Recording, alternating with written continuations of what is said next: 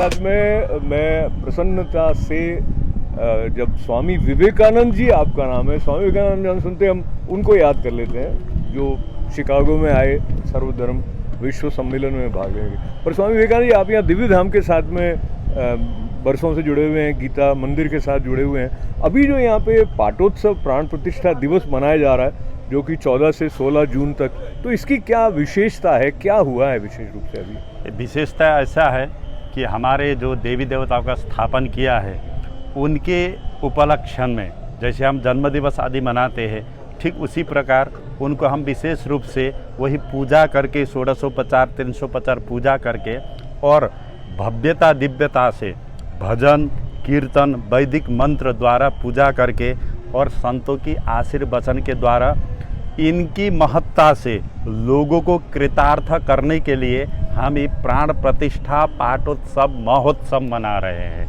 जिसमें 2 प्रतिष्ठा हुई। एक तो हमारी गीता मंदिर के अधिष्ठात्री देवी गीता माता है, उनकी मूर्ति कमी थी यहाँ, उनके मूर्ति हमने प्राण प्रतिष्ठा किया, जिनके हाथों में 4 वेद है, जो रण क्षेत्र में भगवान कृष्ण के द्वारा जिसके मुख पद्म द्विनिश्रिता साक्षात भगवान की मुँह से प्रकट हुए, ऐसे गीता देवी माता की मूर्ति की प्राण प्रतिष्ठा और बहुचरा माता जी के मूर्ति के प्राण प्रतिष्ठा ये किया है। किस लिए किया है? इसमें हमारे संतों ने, हमारे गीता मंदिर के परंपरा, ऐसा हमारा परंपरा आद्य गुरु भगवत्पाद शंकराचार्य से हमारे गीता मंदिर के प्रणेता हुए बड़े बड़े महापुरुष हुए, जिसमें स्वामी विद्यानंद जी महाराज हुए, जो गीता मंदिरों के उन्होंने नींव रखी। उन्होंने गीता के इतना प्रचार प्रसार किया अनेक प्रकार के कंट्री में जाके, अफ्रीका है, कनाडा है, आपका लंदन है, ब्रह्मा है और यूएसए में भी आके वो परंपरा। उसके बाद हमारे स्वामी सदानंद जी महाराज आ गए, स्वामी सदानंद जी महाराज वो इसी परंपरा को आगे बढ़ाए। उसके बाद हमारे परम पूज्य स्वामी श्री मंगलानंद जी महाराज आए, उन्होंने भी अपने गुरुओं को जो संदेश था, जो गीता प्रचार था, उसी को आगे बढ़ाया।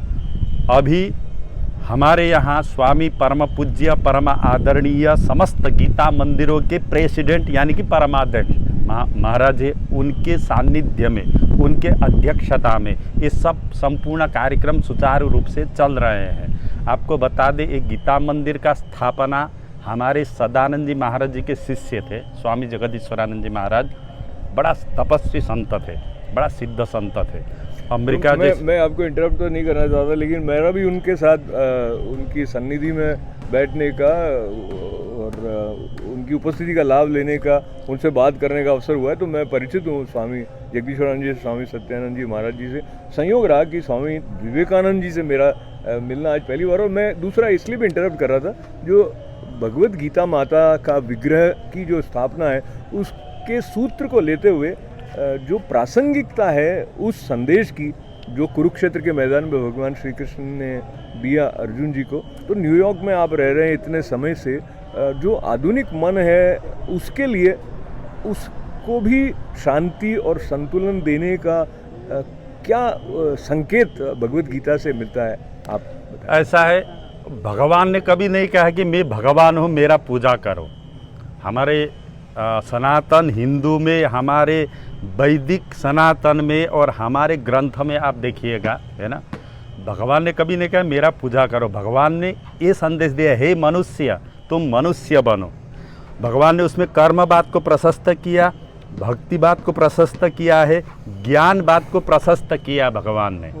उसमें 1 से 6 तक कर्म बात को प्रशस्त किया। अगर जगत को चलाना है तो निस्वार्थ होकर समाज को चलाना है, अपने स्टेट को चलाना है, देश को संचालन करना है, आखा विश्व को आप संचालन करना है तो निस्वार्थ ऐसा कर्म करो। उस कर्म के पीछे जैसे महापुरुष करते, महापुरुष ने स्थान बना दिया, कितने लोग अभी लाभ ले रहे हैं, उसमें ज्ञान का लाभ ले रहे हैं, भक्ति का लाभ ले रहे हैं और कर्म का लाभ ले रहे हैं। ठीक भगवान ने कहा, यद्यत आचरति श्रेष्ठ तत्तदेव तरो जन सयत प्रमाणम कुरुते लोकस तद अनुवर्तते, है ना।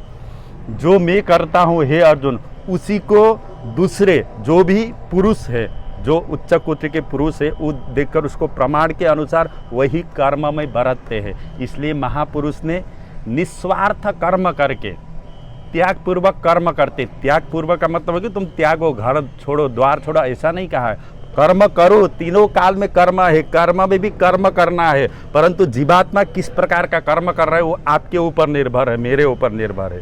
संतों ने वही कर्म किया, इसलिए इतने बड़े बड़े संस्थाएं बने हुए हैं। उसमें जो भगवत प्रेमी सज्जन लोग, मनुष्य लोग हैं, उनको अत्यंत कर्म से, भक्ति से, ज्ञान से ओतप्रोत मिले। और दूसरी बात मैं आपको बताना चाहता हूँ, हमारे सनातन लंबी, जो मैं हिंदू धर्म नहीं कहूँगा, हमारे सनातन तो, सनातन के अर्थ होते एक फिलासफी, जीवन सनातन के अर्थ में ऐसा करता हूँ जो जीवन जीने की कला है ना, हमारा सनातन में ही है वो, दूसरे कोई धर्म में हमने ये देखा नहीं है। और हमारे सनातन की एक विशेषता मैं आपको बताता हूँ, विश्व को कुटुंब समान लेके चलता है वो।